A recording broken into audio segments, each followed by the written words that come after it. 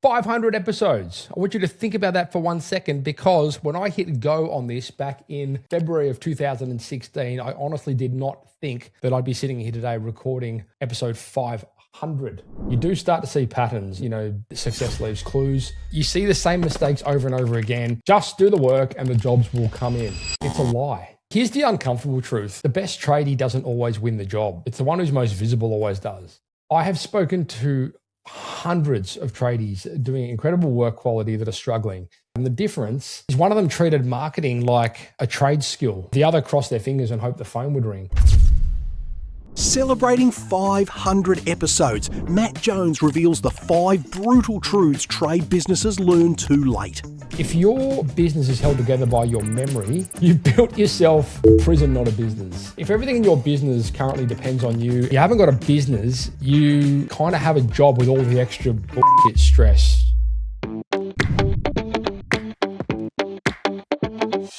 A quick thing before we jump in. The Sideshed podcast has crossed the 500 episode mark. 500 amazing conversations with business owners, operators, and experts, people that have been in the trenches. And we're super proud of every one of those conversations. But here's a stat that gets me. Only 16% of our listeners actually follow the channel, which means the vast majority of you are listening without us even knowing that you're there. Following the show helps us keep making things better. It shapes the content. It signals what works, what doesn't. And honestly, it matters more than most people realize. If this show has helped you even once, helped you think differently, helped you make a better decision, or just maybe helped you feel less alone in running your business, please hit follow right now. It'll take a couple of seconds and it does mean a lot. And if you really want to make my day, you could leave a review. For those of you that have been here since the early days, you've been part of that journey to episode 500, and we thank you so much. We don't take that lightly. And if today is your first episode, welcome aboard, buckle in, and enjoy the show. Now, let's get into it. 500 episodes. I want you to think about that for 1 second, because when I hit go on this back in February of 2016, I honestly did not think that I'd be sitting here today recording episode 500. Now, with over 500 conversations with some of the best operators, experts, coaches, trade business owners that I've ever had the privilege of sitting in a room with, obviously, we've learned some pretty awesome things. And, I've been able to speak with a lot of guests that have really transformed the way that I think about business. And of course, over a 10-year span, you can imagine there's been a lot of changes that have come into effect. After all that, and after all those conversations, I can tell you with absolute certainty that what I believed back then about running a trade business, when I got started with this podcast, I wouldn't say it was wrong, but it's considerably different to what it looks like today, for better or worse. Who knows? So today, this is not a highlight reel. There's no reading out reviews, no patting ourselves on the back or anything like that. I'm just going to give you the 5 things that over the course of recording 500 episodes that they've taught me, the biggest things that I've learned, essentially. So, and things that I think you guys need to hear, things that are most relevant to you. So let's jump into that. So if you're new here, first of all, welcome. The fact that you've landed on this episode and episode 500, that either means that you're very lucky or very organized. And either way, I already like you. So welcome. A quick background. My name is Matt Jones. And before I was doing this, a long time before, actually, I used to be a plumber, and I was on the tools running the business, figuring it out the hard way. Truthfully, back then, there was nowhere to really go to learn this stuff. There was no podcast built for trade. Well, there was no podcasts, period. 2016, it was all sort of a new thing. 10 years on, it seems like everyone's got one, but there was no real community. There was no one talking about, marketing and systems and hiring and sales, from a trade business perspective. And the stuff that they obviously teach you when you're going through college and doing your apprenticeships and, those kind of things, nothing really related to, whether you were fully equipped to run a business and with success, So I started the Sideshed podcast to kind of fill that gap. I had a microphone, a lot of curiosity, I had no idea whether it would get any traction. And after 6 weeks of running the podcast, we hit our 6-month goal of being in the new and noteworthy category, which again, kind of a testament to the fact that back then there probably weren't a lot of them. So, but regardless, we didn't really know where we were going. I just knew that we had a lot of content that I wanted to record. And there were a lot of really, really interesting people out there that knew a lot more about things than I did when it came to running trade businesses. So 500 episodes later, we're still ranked number 2 in the top 2% of global podcasts. That's pretty crazy. Like, of all the podcasts in the world, the Site Shed is in the top 2%. So that's something to absolutely, be proud of, if nothing else. We've got a great community. There's a bunch of awesome business owners over in the community, which I'll talk a little bit more about later. And I've had the honor and I guess luxury to a degree of learning from some of the most impressive operators in the world, when it comes to business. And I truly believe that. I think some of the smartest business operators, that I've ever met come out of the trades. And the best thing about that, and the reason that I suppose that I started this podcast in the beginning, was to dispel one key myth. And that myth was that if you don't need to be academic to be smart. And you guys out there, kudos to you all for running these great businesses and just having this, level, helping me dispel that myth. Like, you don't have to be academic. You didn't have to be good at, at science and maths in school to be able to run a successful business. And I think that's a really strong message for a lot of the kids growing up now. And you actually see a lot of that message being replicated in the academic system, which back when I went through it a million years ago, like, it was very much geared towards academia. And now they're sort of broadening their horizons and taking the blinkers off. And I truly believe that that is something that you guys can be proud of in the trades, because you guys are out there and you've been able to help dispel this myth, and you've been able to sort of cast this vision for and create these, pathways and career paths for the younger generation coming through that may not be academically inclined. But here's what's interesting about, I suppose, doing this for as long as I have been. You do start to see patterns, and that whole, comment, success leaves clues. You see the same mistakes over and over again, and you do kind of pretty clearly be able to identify what separates tradies who build these great, amazing businesses from the ones who tend to stay stuck. And these are the 5 biggest things that have shifted for me. The beliefs that, were kind of common when this show got started, but now I don't really subscribe to it. Truth number 1, just do the work and the jobs will come in. It's a lie. So here's the uncomfortable truth. The best tradie doesn't always win the job. It's the one who's most visible always does. And no doubt you guys will have experience with that. You'll be like, how come these competitors who, do seemingly average work in comparison to us always seem to win all the work? I have spoken to hundreds of tradies doing incredible work quality that are struggling, and I also run a digital marketing agency called Tradie Web Guys, where we work with a lot of these agencies and we help generate them, better sales and marketing results. But I've been speaking with these businesses that are, arguably not the best in their trade, but they're fully booked, 6 weeks out. And the difference is one of them treated marketing like a trade skill, if you want to call it that. The other crossed their fingers and hoped the phone would ring. And we deal with a lot of businesses, truthfully, that get to a certain point within the evolution of their business where, and this will inevitably happen to you if it hasn't already, where you do have to kind of look into different avenues and different ways of getting a different result. Like, when you get to the point where you need to create consistency with your growth, so you need to be able to say, okay, and for multiple reasons, but if you want to be able to say, I want to be able to employ a new office administration lady in 6 months' time to help me do bookkeeping, invoicing, accounts receivable, and manage inquiries, fine, but you need to create yourself like a steady, consistent revenue stream so that you can justify it, right? So marketing is a trade skill, period. Like, you either you develop it, you hire it, you outsource it, but ignoring it, you can't, that's not an option. And to give you an idea of what I'm talking about, oh, by the way, I'm wearing my party shirt today. I thought it relevant being episode 500. And yes, for those of you that are wondering, they do apparently make these for men. I'm looking forward to getting my hands on one when they're released. So to give you an idea of what I'm talking about here, in episode 487, I spoke with a client of ours based out in Western Australia. And when we started working with that business, they were 100% dependent on word of mouth and referrals. And 2 years later, they'll be turning $5 million in revenue, and they are completely self-sufficient. They run their own jobs. They don't do any contracting, and they're actively building their team. And they have the biggest constraint that every company that we work with does pretty damn quickly in the piece. It's finding more team members so you can scale fulfillment, you can scale jobs.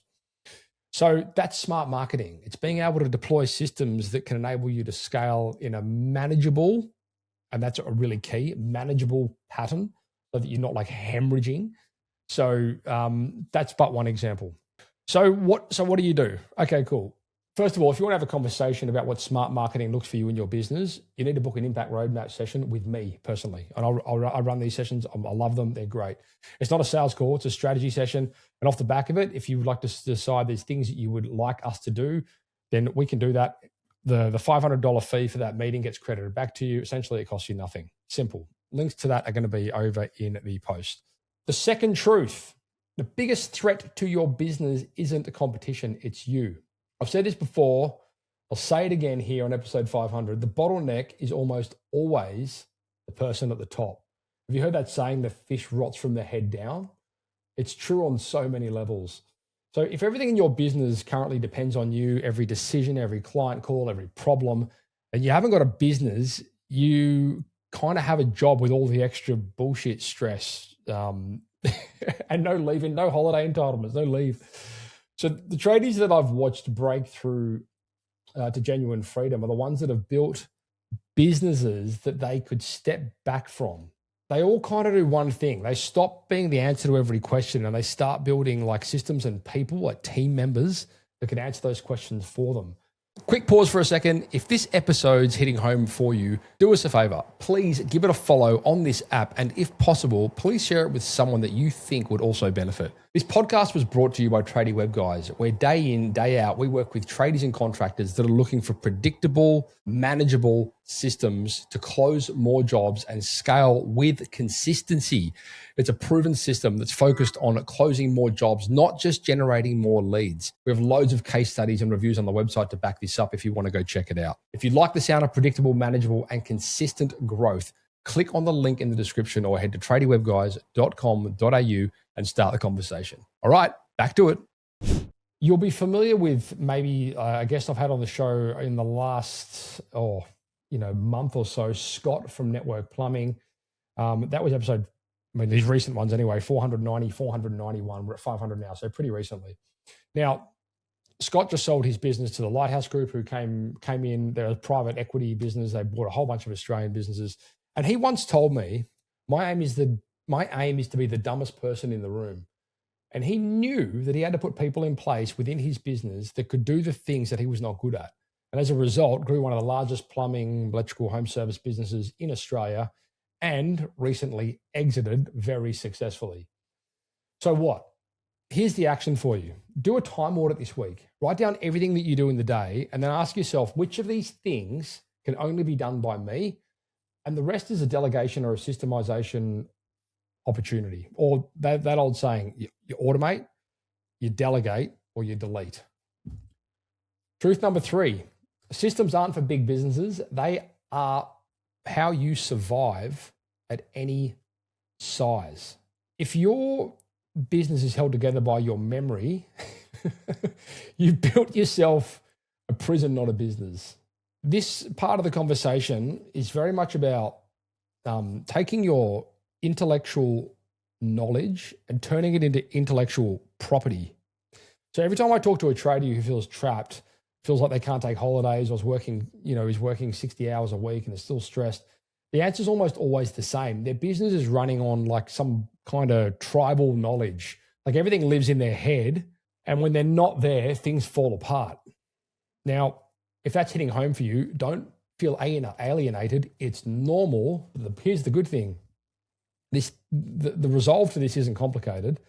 It starts with writing things down, one process, one checklist, one area of your business that you're going to document this week.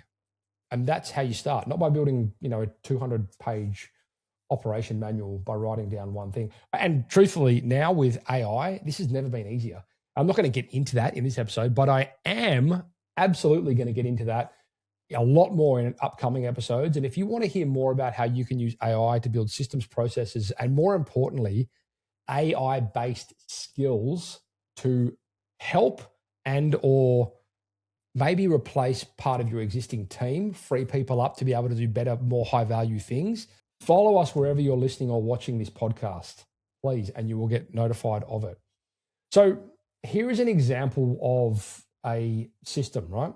We deploy a framework within the businesses that we work with, which doubles their revenue, adds no additional staff, and reduces owner dependency by 95%.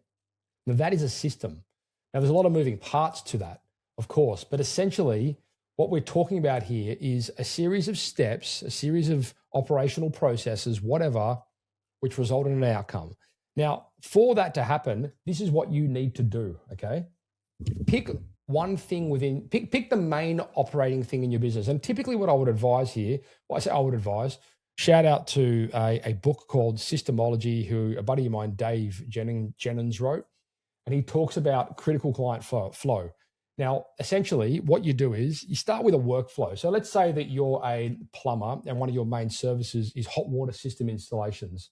What are the moving parts of that entire process, from conversations being generated right down to handover of the job?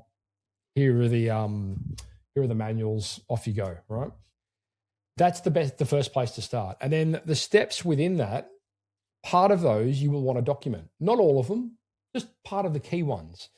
And that is where you get started with these things. So take that as, I will actually leave a resource to that specific example. I have one, I've built one for that. It's available to you. If you want to get hold of that, head over the comments and type into the comments flow, F-L-O-W, and I'll make sure you get hold of one.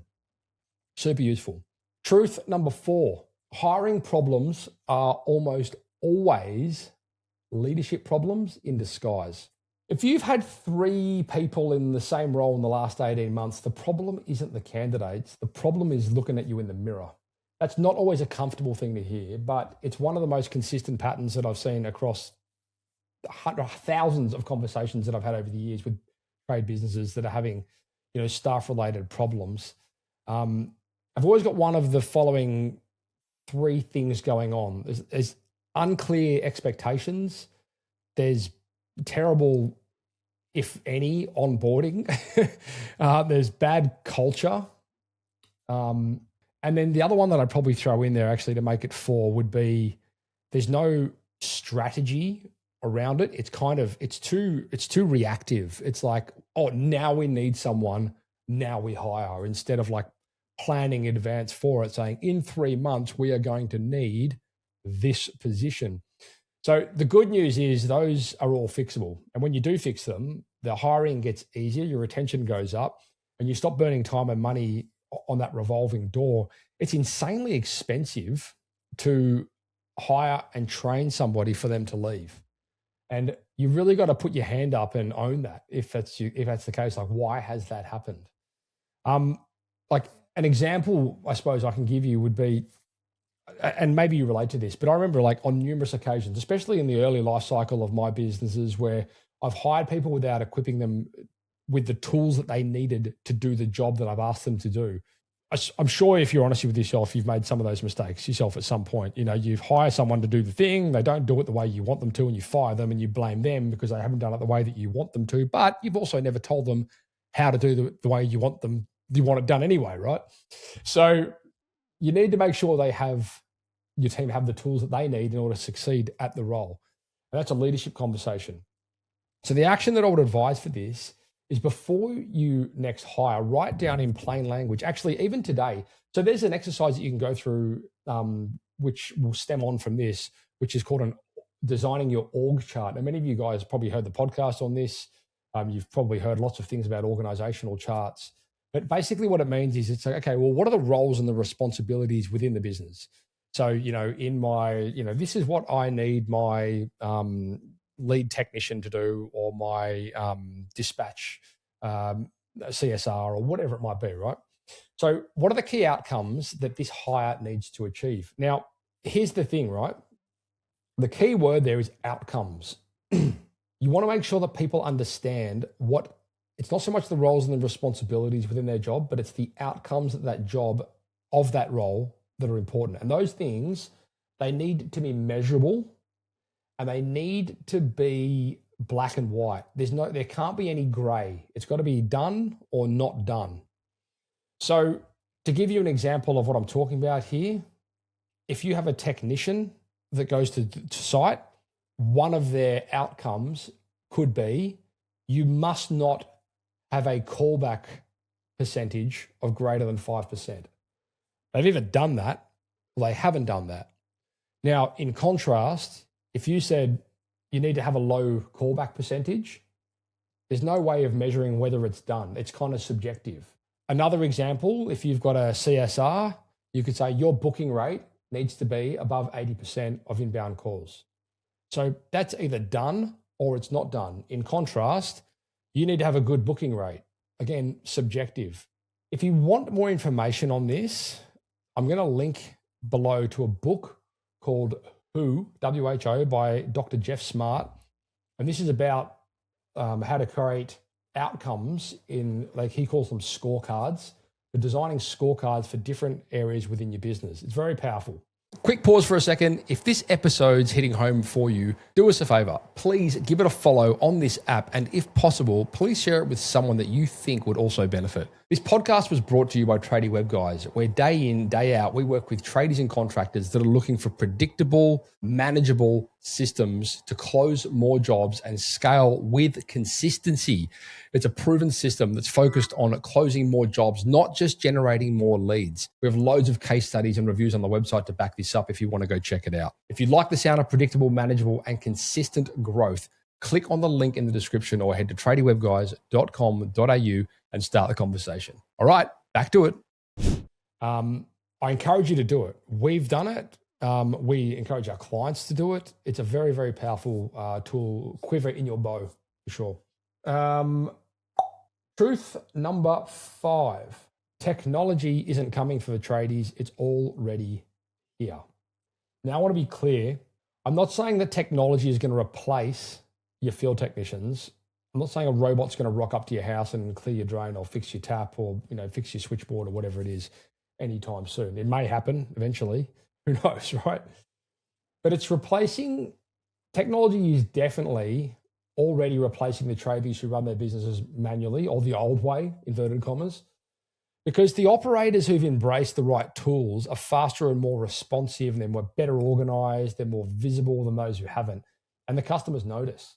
In 2026, if you're still using, whiteboards to schedule your jobs, or you're chasing invoices manually, you're writing quotes out, there's a better way. And the cost of not finding this is compounding.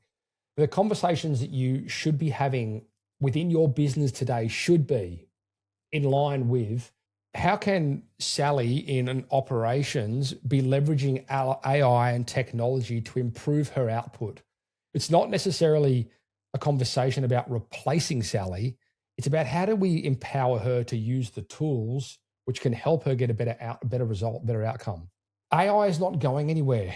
And if you are kind of holding back on this, or you're trying not to let your team embrace it, I'm not saying don't put boundaries in. I absolutely am. I mean, it's kind of the Wild West. I fully agree with that. But you're going to get left behind. And truthfully, if you can take some of the mediocre, menial, mundane tasks off yourself, your team members, and whatever, you can use technology to do that. It means they can spend more time on parts of the business which cannot be replaced by AI and tools and programs and whatever. And a lot of that stuff is face-to-face transaction. So everybody should be embracing these tools, and everybody should be trying to figure out how they can use them to their best advantage. And yes, put boundaries in place. Absolutely. You don't want to be burning through $1 billion credits a day. Like, you need to help people understand, well, this is kind of the parameters where you can operate in. But the point is, get them using it and be the leader of that, be the champion of that. Like, help them say, it's okay. We want you to be better at this. Here's an example of what I'm talking about. Again, not in the interest of replacing people, but helping them do their thing better. And we do this with clients now as well. So we record all of the phone calls that come through Tradie Hub, our CRM. We record all of our video meetings. And then we have AI, which accesses the data from those calls and figures out, okay, what could have been done better? It'll define the sentiment of the call. It looks for the opportunities within the call. It'll take the actionable points and it will put them into project management and assign relevant people within the business so they know exactly what needs to happen off the back of the call or in weeks to days, weeks, months to come, or that client, etc. So it's almost like having a sales coach, right? But it's based on just deploying a technology which is there to improve an existing part of a business so people can do their job better. It then creates reports, feeds it back to the individual, say, hey, on the next call, maybe try doing this instead of that. These kind of things. Very, very useful and pretty simple today.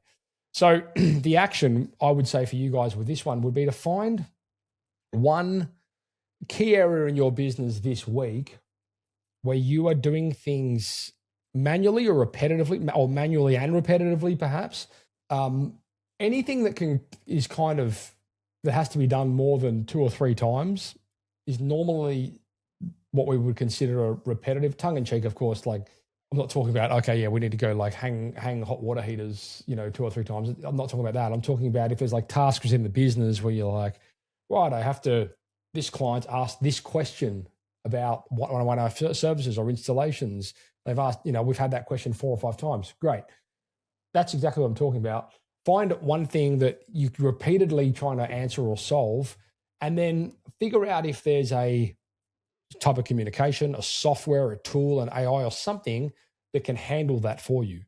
So if you look at content as an example, we have our clients define the top 5 questions they get asked all the time. We turn them into videos, we put them on the web pages, and then we put them into automation sequences. So when somebody or a lead or somebody comes into their business after a proposal or whatever it may be, we can then send out a nurture sequence using automation, which basically answers the top 5 questions that they're probably going to ask anyway, because we know everyone else asked them, and they don't even have to answer those questions. Now, the point behind that is when they show up to the call and you actually start having the conversation, provided they've consumed those videos, which they most likely have, because they've already shown interest in your product. Hint, you're not nagging them, you're aiding them, and you're helping them understand better what they're already interested in. So don't feel bad about that on a tangent. Chances are they're going to be further down the sales cycle than they were before you had that conversation with them in the first place. So that's a win. Cool. So that's the 5. They're the 5 truths from 500 odd episodes. And here's the things that I'm more excited about right now than I ever have been. The industry is changing faster than at any point I can remember. Technology is reshaping how all businesses operate. The bar for running a professional, profitable trade business has never been higher, but more in your advantage. So that means the opportunity for the operators to get this right, it's huge, essentially. The old way of doing things, if you're doing it that way, it's cool, but I just encourage you, please, just take your blinkers off and look for perspective. The fact that you're listening to this podcast tells me that you have perspective. You're looking at alternative ways to be able to do things. So if you have a tendency, and we do, as we get older and more cynical, to want to have that ain't broke, don't fix it kind of mentality, just peel that back and look at it through a different lens. Over the next 100, 500, 1,000 episodes, I'm going to be going deeper into more operator stories, more behind the curtain conversations with trade businesses who've actually built and scaled these businesses, not just the wins, but like some of the real stuff. And we've always kind of done it, but we want to do more of it and go deeper. The hard decisions, the failures, the movements, where it almost, like some of those movements that may have led it to, crumbling almost or whatever. I want to bring more conversations as well into the ecosystem around, especially like the marketing, the AI, the technology, and all these fast moving areas within the trade business at the moment, which are super exciting. A lot of people are super nervous about it, but there's so much opportunity there. And of course, I want the SiteShed community to keep getting stronger and stronger, because honestly, the biggest part of this whole thing isn't really the podcast. It's, it's you guys. And I just want to thank you so much for being part of this movement. If it's you guys that listen to the podcast, it's you guys that, send us these amazing messages and, encourage us to create new content on different topics and things like that. So with that in mind, I'm going to be opening up the doors to the Tradie Academy once again. I encourage you and I invite you all to go over there and join. It's where we collate all of the assets and resources and tools and learnings and systems and all that kind of cool stuff. And we're looking forward, we're going to be running a lot of training and things like that in there on, AI, especially how you can implement some of that stuff within your business. So head across to the Tradie Academy. Again, the links to that are going to be in the show notes, wherever you see this. But before I wrap up, I do want to say something that I don't say enough, and that's thank you. It's not like a polite end of episode thank you. It's a genuine one. It really is. And as I sort of mentioned before, this podcast quite literally exists because of you guys, and I'm here to serve you guys. And because you keep listening and you keep sharing, your episodes with your mates on the jobs, and because some of you have left reviews, like thank you so much for that. Some of you joined the community, you've been sending me DMs and all this kind of, it's funny, like if it hasn't happened in a long time now because we have such a huge backlog of podcasts, but I remember, going back a couple of years, if I'd miss an episode, I'd wake up and there'd be like 5 messages in my inbox saying, is everything okay? No podcast this week. So, I understand that it becomes an important part of, of your week. And so I really do make an effort to make sure that, I don't miss them for you, But anyway, like regardless, all of that stuff matters way more than, download numbers ever could. If you want to celebrate episode 500 with me, here's how you can help. You can head to the comments. You can tell me which of the 5 truths hit you the hardest. Or which ones you're going to act on right this week, and even how you plan on doing it. I genuinely would love to know. I would love to get more engagement, actually. Like, comment, guys. Let me know things when you see this come through. I know takes a couple of seconds to do it, but it's great to have you guys like actually share your experiences, with us. Because truth be told, like the amount of times that we've had people come back and make comment on certain things, and I'll be like, wow, that's a great perspective. Do you want to come on the podcast and talk about that? Like it's happened so many times because you guys are out there in the trenches and you guys are doing these things. And some of you guys have got amazing results in areas of, and alternative perspectives on things that we cover on the show. It happens very regularly. If you've been listening for a while and you've never left us a review, I would love you to. It would mean the world to me. Today's the day, episode 500. It'll only take you 60 seconds. So whatever platform you're on, please go right ahead and do that. Otherwise, that's pretty much a wrap. So, 500 episodes in, I feel like we're just sort of getting started. And that's a bit cliche, but I look forward to sharing the next 500 with you, and I'll see you in episode 501. Hey guys and girls, how would you like all of the value adds left behind from our podcast guest all put together in the one spot?